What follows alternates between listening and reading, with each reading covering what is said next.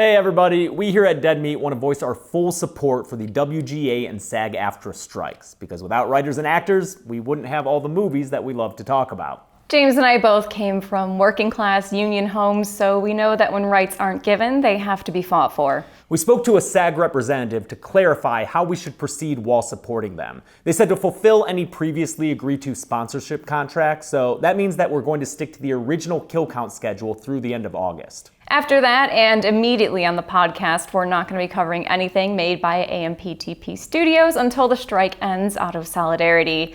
We're still going to be putting out stuff, but it's going to be not struck work such as indie movies, foreign films, and possibly other kinds of media. You can find more information about all of this from the links in the video description, and if anything changes, we'll let you know. In the meantime, support the strikes and be good people.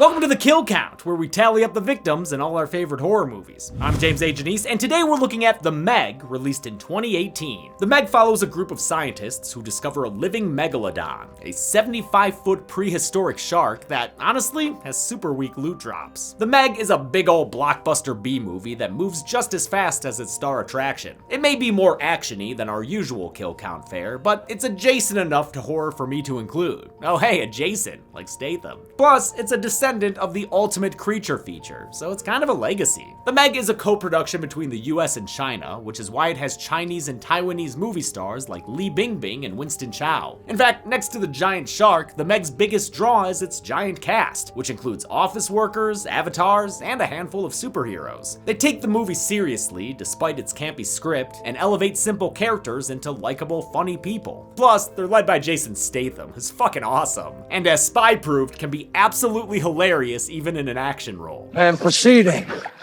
to the enormous killer shark. I love how he manages to be a cocky badass who never dips into outright assholery. Maybe I just love this movie because my favorite games are Sea of Thieves and Subnautica. But The Meg also fulfills its premise 100%. Remember when Jaws 3D took place at SeaWorld, which sounded cool but wound up being this?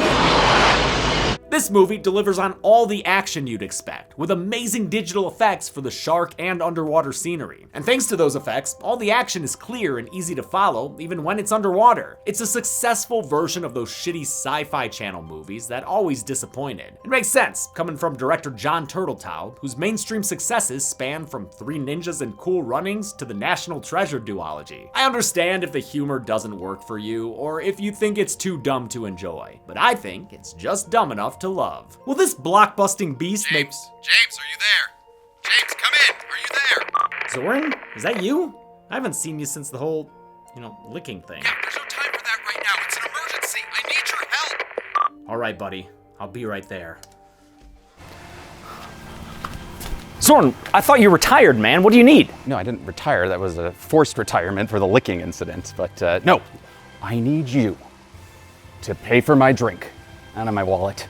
Your emergency is that you forgot your wallet? No, it's not that I forgot my wallet. I just don't have room with all these retirement essentials. For example, I've got this and this. I got this. These are fun. Those are fun. Put those there. See? No room.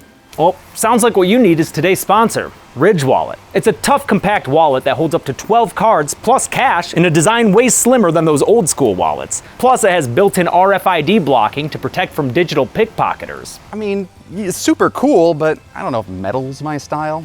Oh, no worries, because Ridge actually comes in a ton of style options, ranging from simple colors to unique prints. Plus, they have an all-new full-grain leather wallet. It's not just about the wallet, though. They also have key cases that can hold up to 6 keys, and you can save 30% by bundling a wallet and key case together. Well, this really seems like the answer to all my problems. I can't recommend it enough. Plus, with 50,000 5-star reviews, I'm definitely not the only one who thinks they're awesome. That's true. I actually started using Ridge after backing their Kickstarter in 2013, and I've gotten so many compliments on it.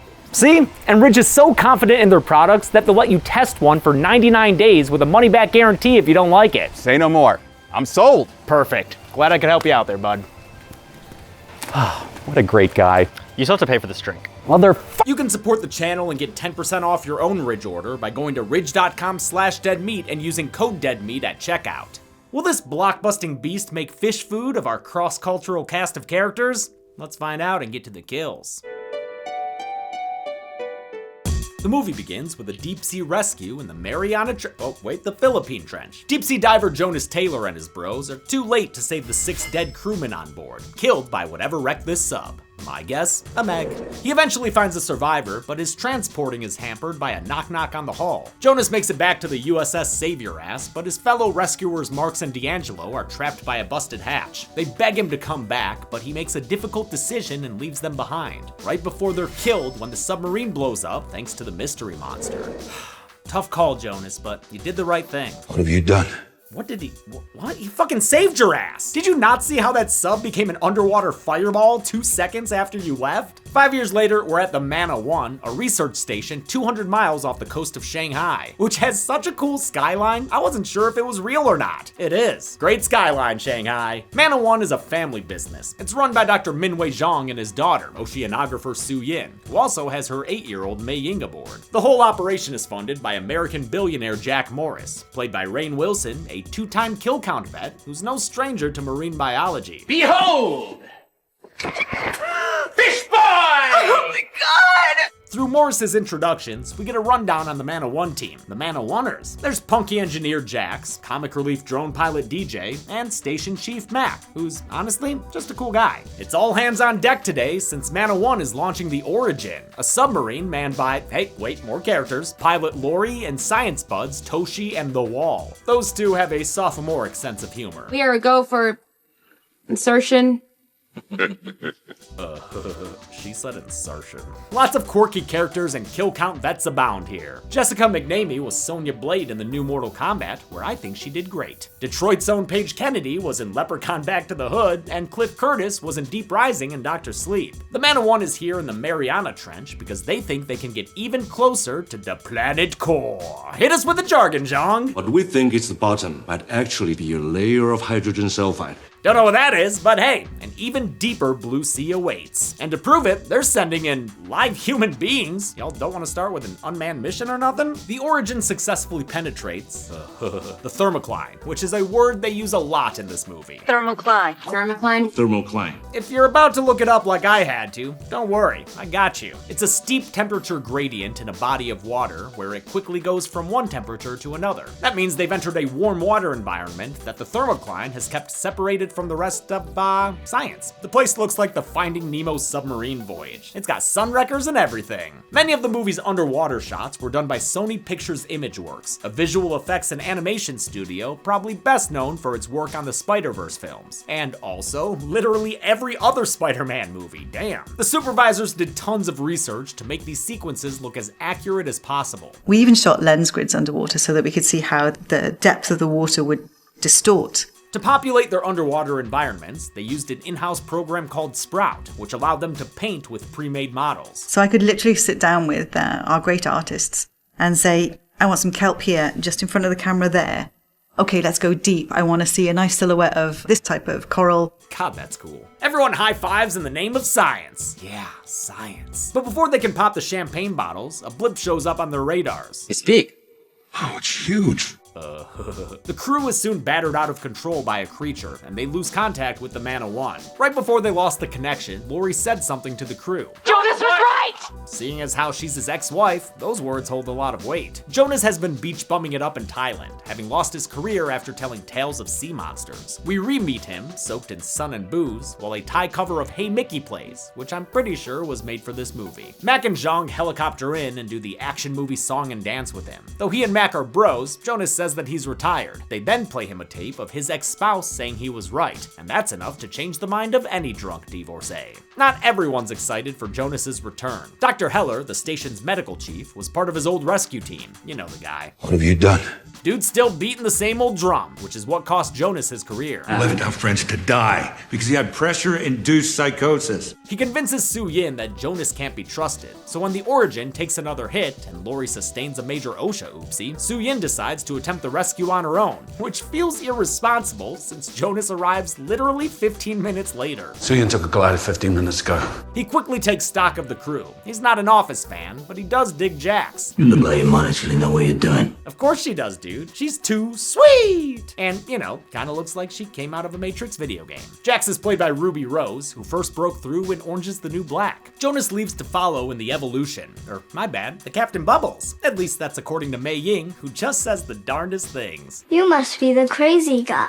Mei Ying's precocious, but in a cute, likable way. Plus, Jason Statham's great acting against her. Their scenes are adorable. Soo-yin discovers the sunken origin, and good thing, Toshi's been writing a goodbye letter to his wife. Damn, that's bleak. Before she can attempt a rescue, her Gungan Bongo gets pinballed around by a deep-sea beastie. It's a giant squid, and it looks awesome. But sorry, Squiddy, there's always a bigger fish. It's Megalodon. With her glider too squid-humped to be of any use, Soo-yin is forced to return to the surface, leaving Jonas to lone wolf the rest of the mission. He successfully attaches to the origin, but maybe takes a bit too long bantering with his ex. Tell me this isn't the world's best I told you so.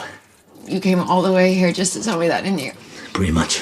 Alright, you two, enough with the battle of the sexes. Let's get a move on. You are at the bottom of the sea, and, you know, the world. Sure enough, the Meg starts to circle back around to attack. With time running out and no powers at his disposal, Toshi stuffs his letter in the wall's back pocket and decides to be a hero's. He sacrifices himself, detaching the origin and distracting the Meg so his teammates can escape. It's actually pretty sad when the Meg takes him out. Damn, man. If only they had had more time. Tell me this isn't the world's best I told you so.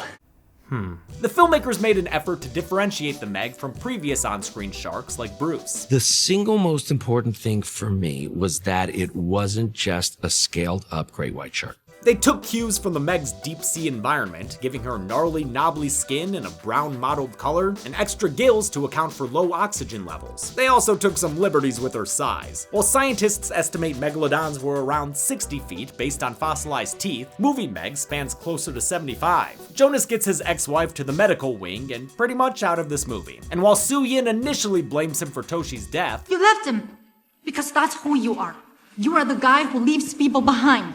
she quickly comes around to apologize and get an eyeful of ripped-ass Jason Statham. How's it going, shawty? Damn it, at 51? Great work, man. Same to Li Bingbing, who's only 13 years younger than her in-movie dad, then 56-year-old Winston Chow. Soo-yin likes what she sees, and thus begins her quest to get that Statham D. Bingbing is seriously great, and so likable in these lighthearted scenes. Sucks that her bigger US showcases weren't exactly well received. The Man of One team regroups now that they've discovered a prehistoric animal thought to have been extinct for 2 million years. In light of Toshi's death, they agree to proceed with caution, but Morris wants to charge ahead like a regular J. Bruce Ismay. After the $1 billion he's spent on this place, he wants them to capture a Meg. Jonas quints at him and tells him to shut up. Man versus Meg isn't a fight.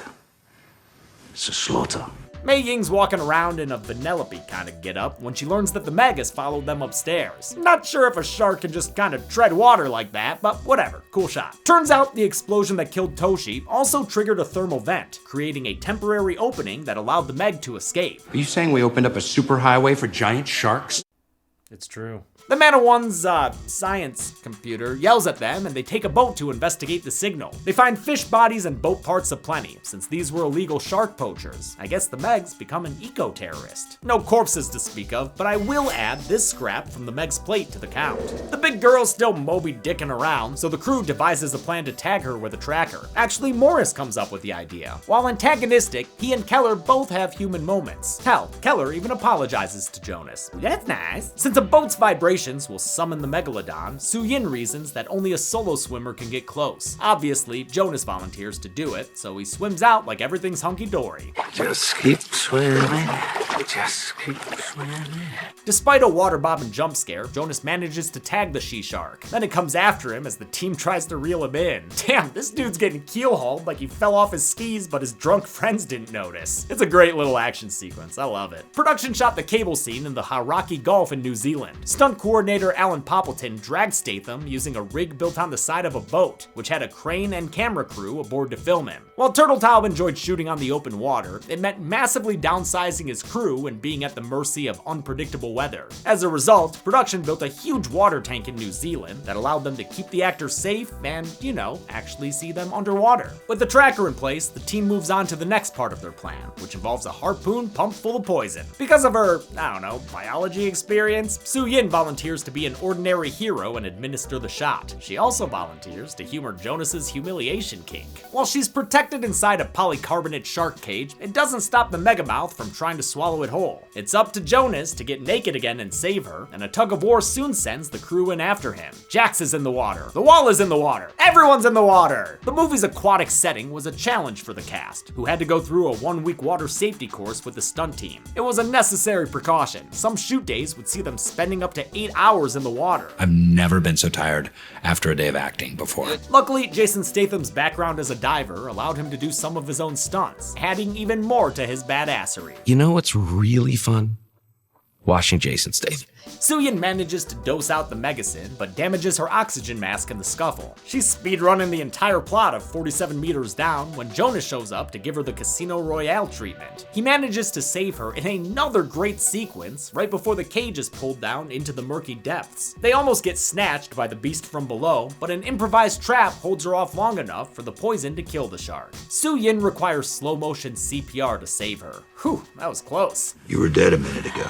I'm not gonna count that. Besides, she's only been out long enough for the team to truss up the catch of the day, just like Jaws. Also just like Jaws, Jonas realizes this isn't the right shark. We're only halfway through the film, which means there must be another Meg. A what? Another Meg, motherfucker! A bigger one that swallows the wallows whole as it jumps up and destroys their boat. What did I tell y'all about there always being a bigger fish? You really should have brought a bigger boat! The movie's titular terror was created by Scanline VFX, who won a Scientific and Technical Academy Award for its proprietary fluid simulation software, Flowline. That's probably why they worked on so many water-heavy movies like Aquaman, 2012, and Wakanda Forever. Scanline worked with the film's VFX supervisor, the aptly named Adrian DeWitt. A ton of research went into this thing, including shark swim cycles and muscle movements. The more you get the science right, the more you draw them in with the truth, the more real things get. So therefore, the more frightening it is. I think the end result is truly spectacular. Zhang takes a gnarly hit during the capsizing, which is a problem, since the doctor is out in the water with Jax. You gotta be more careful, Jax. The Meg starts making her way towards the pair, so Heller decides to make a big splash and sacrifice himself. Jax, you wanna move or just tread water and scream? Oh, okay, now she's back to the boat. Alright. Mac manages to get to some lifeboats, but unfortunately, it's too late for Dr. Zhang. He dies of his injuries before they can reach help. Jonas finds Soo-yin in mourning later, and the two bond over their Meg-related trauma, and how hot they both are. Morris announces that he's dismissing the crew, claiming to have turned the problem over to the Chinese government. In reality, Morris plans on killing the Meg himself with some homemade depth charges. And why, you might ask? Would he not alert the military to a giant prehistoric sea monster? Every person that gets maimed or killed by that thing is a potential lawsuit. Alright, business! Morris goes fishing with a team of mercenaries, and thanks to the tracker, they're able to tap and even double tap a big behemoth boy. But turns out this was just a whale, and in the ensuing panic, Morris falls out of his boat and is left behind by his crew, who is either highly trained to only look forward, or hey, maybe they just don't like the guy. The Meg rears her head for a bite full of blubber, and while it seems like Morris might make it for a mo, a second serving puts an end to the fishy billionaire. Let's give him a hand for that misdirection. Back on the Man of One, Jonas is given dating advice by his ex-wife and an 8-year-old child. This is possibly the worst moment of my life. They both tell him to pursue Soo-yin, but maybe not right now, since the crew just found out Morris never called the authorities. That means they'll have to hunt the Meg themselves. The team tracks the shark's course to Sanya Bay. No, not Sonia Bay, Lori. It's a real-life tourist beach on the southern coast of Hainan in the South China Sea. Gotta be honest, this is not my kind of beach. It's way too crowded. At this point, it's just people soup. Oh wait, never mind. That human hamster ball seems pretty dope. One husky son and his mom remind me of the Kintner boy in Jaws, especially later when she's looking for him in the chaos. We also see a banana boat, possibly a reference reference to Jaws the Revenge. And at a wedding party, the bride's pooch is named Pippin. It's a reference to Pippet the dog, who was eaten off screen in Jaws and completely ignored in my kill count. I don't count dogs. Pippin decides it's time to start living, but in just no time at all, she sees she's not doggy paddling on the right track. She gets swept up as the Meg makes her entrance. Oh my god. She enters Buffet Bay, where some chains knock off her tracking chip. She ends up dragging a rafter free. Crashes and keel hauls commence. Before long, all hell breaks loose, and the Meg starts getting her chomp on. It may not be as bad as Piranha 3D, but this was still pretty hard to count. In the end, I can only conclusively count 3 kills here. 2 people who get eaten on a raft, and another swimmer who the Meg has as dessert. Ball guy tries to flee, damn the pedestrians, but the Meg chases him down and puts a pin in his getaway plan. Before things get more kill county, a group of stragglers are saved when the man-in-one team gets close enough and plays some whale noises. The Meg veers off for a bigger meal, somehow not drowning everyone with its tail. Piloting underwater gliders, Jonas and Su Yin bait and switch the behemoth, with Jonas taking heavy damage in the process. Their torpedo tactics attract the attention of some nearby news crews. Unfortunately, one of the pilots doesn't keep his eye on the sky and crashes into another helicopter, sending fiery bits raining down on the ship. Once again, everyone's back in the pool. What is this, our 3rd boat disaster? Stop splashing! You have a life jacket on! A life jacket? Yep. I love this little scene between DJ and Mei Ying. Actors Paige Kennedy and Sophia Kai were both novice swimmers going into production, and it seems like they had a very sweet on-set relationship. Paige says that he is saving me like a joke, and then I said, I'm saving you. Actually, we're both kind of saving each other. Su Yin resurfaces to help her waterlogged friends, but has run out of rockets to keep the Meg at bay. Jonas decides to go mano a mego and leads the shark away from the group. Using a piece of his broken glider, he makes like a ghost face and guts this fish. Don't you like that? Please. The Meg quickly munches through Jonas's glider, but he counters with an eye stab from a piece of the wreckage. The movie cranks it to 11 when Jonas rides the Meg as it breaches the surface and finishes stabbing her mid-air. Hell yeah! Jason Statham actually did this stunt practically, which is fucking insane. But changes to the shot required Scanline to replace him with a digi-double. The Statham stand-in looks fantastic, with detailing down to the stubble on his face and head. I also found it awesome that they animated the entire space and then were able to move the so-called camera through it to get a different shot. Science is cool. Miraculously, the big fish still has some bite left in her, but the scene becomes a feeding frenzy as sharks of all sizes arrive to eat the Meg from the inside out. The queen is dead! Viva la revolution! One hungry hammerhead turns his attention towards Jonas, but he's rescued by some timely intervention from Su Yin. They meet up with the rest of the crew, who have been picked up by that wedding party. And most importantly of all, Pippin survived! Thank God, she's got magic to do. The team finally relaxes with some drinks and trauma blankets, and the movie ends with, ha, Finn, okay, that got a laugh out of me. How many chumps became chum for the count? Let's find out and get to the... Oh my God, it's a Meg! Help! Please send help! That's the last I heard from James. He's stuck trying to get to the numbers. And you're the only one who can write him out of it.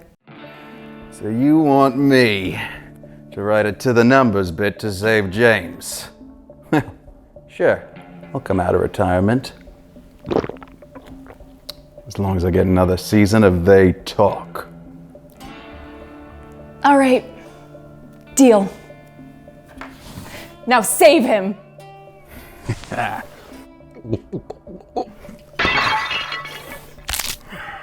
Interior kill count set. James is writing a letter to Chelsea while Zorn continues this more Australian than British accent. Dear Chelsea, please make sure that Lucy and Molly get plenty of pets after I'm gone. All right, false alarm. There's no Meg or anything. All right, just calm down. Get to the numbers. Zorn, Chelsea, what are you guys doing here?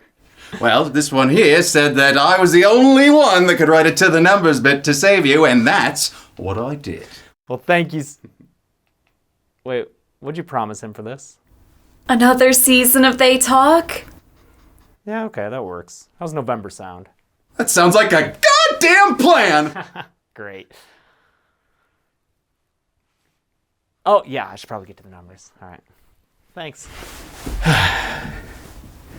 So nice not wearing pants. What? I I counted 21 kills in the Meg, with the victims consisting of 18 men, 2 women, and 1 unknown arm. That gives us this deep blue pie chart. Disregarding gender breakdown, this kill count was seen 4 times before on this show. With a runtime of 113 minutes, that left us with a kill on average every 5.38 minutes. I'll give the golden chainsaw for coolest kill to the hamster ball guy. It's not the bloodiest kill in the movie, but it is the funniest, which is probably why they played it up in the trailers. Dog machete for lamest kill will go to Dr. Minwei Zhang, killed by random boat debris before he could make it to the climax of the film. And that's it. The Meg came out in 2018. To cover up an editing problem, I'm gonna mention our merch at deadmeatstore.com. We're always updating it, so go buy stuff. Until next time, I'm James A. Janice. This has been The Kill Count. Thanks a lot for watching this kill count for the Meg. If you made it this far, congratulations. I'll let you know the next kill count. It's motherfucking Scream 6, motherfuckers! So now you can stop asking me when I'll do it, because literally the Blu-ray got to me today, the day I'm filming this. Blu-rays take a while to come out, y'all, and I need them special features for the kill count. After Scream is another trilogy of movies, one that's pretty, graphic. Had to do a lot of censoring for YouTube. Can't wait for those episodes, too. I want to thank some patrons like Larry Wheeler, Chris Golt, Lucas Gillespie, Spooky, Rumblefluken, TJ Welch, Matt Dunn, Graham Lyons, Sean Barney, Stephanie Ray, and Brogan Day. Thanks everyone. Be good people.